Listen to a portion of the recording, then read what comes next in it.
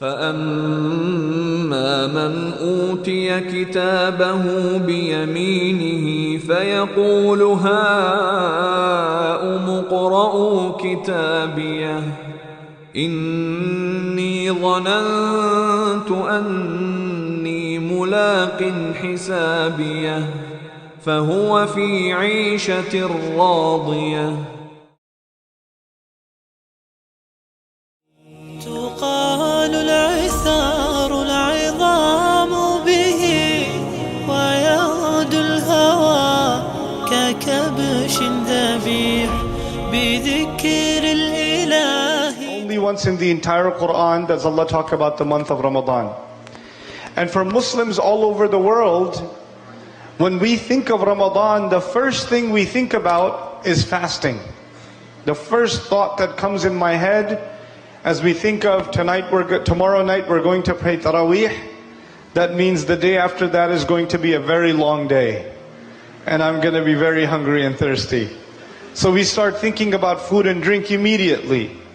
But it's incredible that in the Quran, when Allah introduced us to the month of Ramadan, He did not introduce the month of Ramadan with fasting.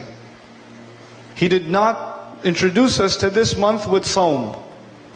He said, شهر رمضان الذي أنزل فيه القرآن.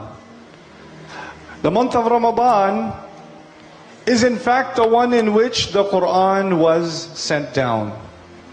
In other words, the first thing you and I have to think about when we think of Ramadan is the Quran.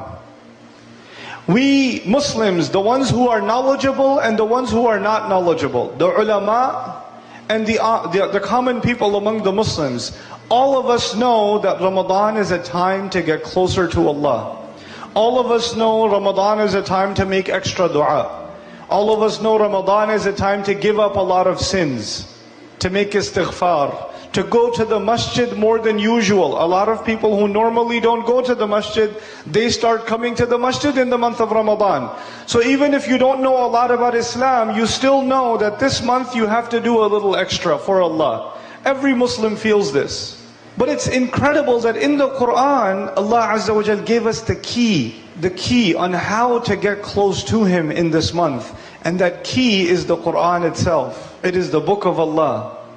So if you really, really want to get close to Allah in Ramadan, if you really want to fulfill the purpose of Ramadan for yourself and I for myself, then the month of Ramadan has to be about the Quran. It has to be about the Quran, for you and for me. And we have to treat it as though we've never had a relationship with the Quran before. You're starting all over again. You're starting all over again. You know, even though I'm not going to talk to you in detail about those ayat of Al-Baqarah, it's incredible that it's a Madani surah, which means the Muslims have been Muslim for a long time. The Sahaba have been Muslim for a long time. And they know about the Quran, and they know about the Akhirah, and they know about these things. Yet in the ayah of Al-Baqarah, when Allah introduced us to Ramadan, He decided also to introduce us to the Quran.